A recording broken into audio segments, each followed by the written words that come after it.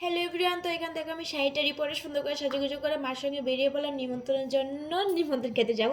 তো কারো বাড়িতে নিমন্ত্রণ খেতে যাব, কোথায় যাব সবটাই তোমাদের সাথে শেয়ার করবো। ভিডিওটা লাস্ট পর্যন্ত দেখতে থাকো। আর এই ব্লগটা শুরু করছি বিকাল থেকে, কারণ বিকালে গিয়েছিলাম নিমন্ত্রণের জন্য। তো তার জন্য বিকাল থেকে শুরু করেছিলাম। তো গিয়েছিলাম অনেকটা দূরে, রানীর বাজার। অনেকটা কষ্ট করে গাড়ি জার্নি করে কোমর টোমর ভেঙে ফাইনালি গেলাম বান্ধবীর বাড়িতে, কারণ ওদের বাড়িতে ছিল আমাদের সকলের নিমন্ত্রণ। তো এখানে আমি, আমার মা আর আমার বোনের মেয়েকে সঙ্গে করে নিয়ে এসেছি, কারণ বোনের শরীর ভালো ছিল না বলে ও আসতে পারেনি। তো ওকে নিয়ে আসলাম আর সোনাকে বাড়িতে রেখে এসেছিলাম। তো এখানে গিয়েছিলাম আমার ফ্রেন্ডের বাড়িতে। ওদের বাড়িতে 7 দিন ধরে আজকে কীর্তন হচ্ছিলো, হরেকৃষ্ণের নাম নেওয়া হচ্ছিলো। তো সেই দিন আমাদের সকলেরই নিমন্ত্রণ ছিল, প্রসাদ দেওয়া হবে, অন্ন দেওয়া হবে। তো তার জন্যই গিয়েছিলাম। তো এখানে দেখো ওদের বাড়িতে কিন্তু রেল লাইনের রাস্তা দেখা যায়, তো এটি তোমাদেরকে দেখাচ্ছিলাম। আর এটা হলো আমার ফ্রেন্ড, এখানে সকলে বসে প্রসাদ খাচ্ছিল, সকলকে প্রসাদও দিচ্ছিল।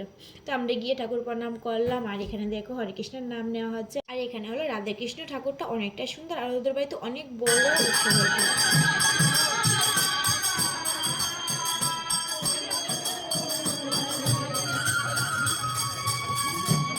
ওই ছিল আমার ফ্রেন্ড। তো ও আমার সাথে বসে একটু গল্প করছিল, কথাবার্তা করছিল। তারপরে এখানে এসেছিল গুরু নানক পাঠক। আর আমি তো জানি না, আমাকে ও বলেছিল কিন্তু আমি ভুলে গিয়েছিলাম। তো সকলকে প্রণাম করলাম, তাদের সাথে ফটো তুললাম, তারপর চলে গেলাম প্রসাদ খাওয়ার জন্য।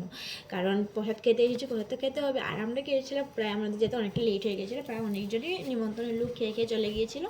তো আমরা সকলে লাস্টে গিয়ে বসেছিলাম। আর এখানে আমাদেরকে অন্ন দেওয়া হয়েছিল, তার সাথে ছিল ভাজা, নিরামিষ আর ডাল। তো প্রসাদ তো খেতে পুরো অমৃতের মতন হয়েছিল, অনেক অনেক স্বাদ হয়েছিল, কারণ আমার কাছে এরকম প্রসাদ অনেক অনেক ভালো লাগে। তো এখানে ঠাকুর প্রণাম করে নিয়ে প্রসাদ খেতে বসলাম। আর তার সাথে শেষে সকলকে দিয়েছিল এখানে 11 টাকা করে, জানি না কিছুর জন্য দেওয়া হলো, কিন্তু 11 টাকা করে দিয়েছিল, ছোটো বড় সকলকে দিয়েছিল।